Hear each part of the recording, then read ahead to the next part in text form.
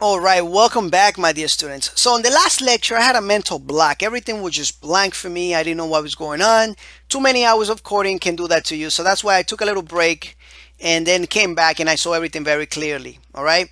So the problem with the last, with this file here with orders is that we were including the page wrapper again and the container. We don't have to include anything in orders.php since when we are in the index, everything is included for us. All right, everything included in page wrapper, resources, and everything. All we're doing here is just including the pieces of code from orders.php, basically the table. Right, that's all we got to do there. So we're gonna take that off. And I tell you another problem that I had in a minute, but let me just fix this a little bit so that you can see it. And then take this off. And we'll just have these available there. And now when we come back here and we refresh, we're good to go. All right. So now one problem that I had, and I'm just going to let you know just in case you have it, is that I deleted this, right? When I came back and I deleted this and I saved it and it still was showing the problem. And I mean, I spent probably like 15 minutes saving and trying different things, and I didn't know what was going on. It happened that my editor was still saving the old information.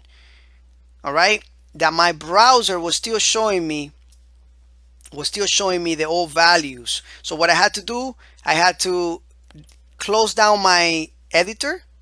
Every page, I saved everything, I closed it down, and I reopened it again, and then I deleted the code just like I'm doing right now, and everything worked.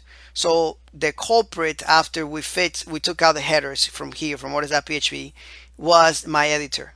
All right, just keep in mind that this could happen. The best thing is to shut everything down, delete your cookies, and open it back up and try it again. Sometimes it's not even you, it's the software you're using.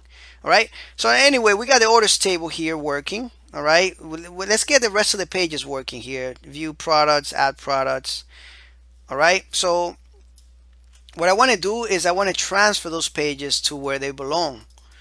All right, where they have to go. So I'm just gonna go ecom here, public, and I'm just gonna open another tab here. Actually, I'm gonna put it right here so I can just drop everything in there.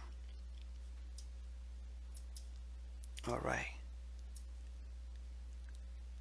So what I want to do is I want to drop everything in templates and then back. All right, everything that we are going to be including. All right, so what are we including? I hope you can see that there, that what I'm doing. All right, so I'm gonna select a couple things and then I'm gonna drop them in there. All right, so from public we already moved orders. Let's go to admin. Here we are going to be moving categories, add product, and I'm selecting my control key or command key and clicking on this. Edit product, orders. Actually, I don't even know why orders is there. Shouldn't be there.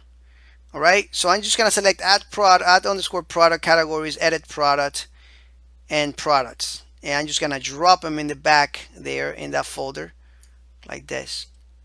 There we go. All right, and for some reason this is in there. It shouldn't be in there, and I'm just going to delete it. All right, there we go. Delete it. All right, so now all I got to do is, and I'm going to give you actually that as a task for you to do. All right, so don't expect me to do it. I want you to do it. I'll show you my solution, but I'm going to have it done already.